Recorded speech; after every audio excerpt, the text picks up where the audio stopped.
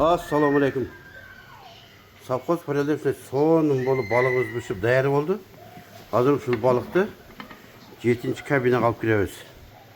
Hazır 7. kabinedagi Eceviz'in tuğulgan günüken bugün. Şu Eceviz'i жақшына urmattap, sıylap tuğulgan gününe karata beleklerimizi beremiz. Geliniz aka. Жақсыларбы? Hazır çıkamak ya. Ova. Anda konuklarımız gelecek. Buna konukta canağı Özbekistan'dan gelgenler. Ne olur?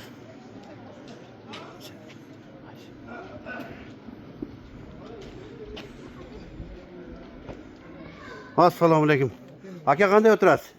Ko'ngildagidaymi? Bugun Ece'nin tug'ilgan kuni.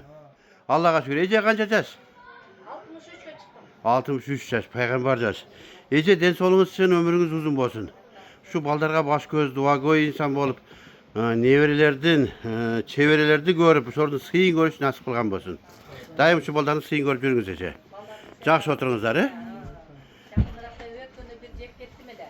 Aha. Adıga barabız, onu öğek barabız degende men şerge akıyet bulaqı. Hop. Boptur.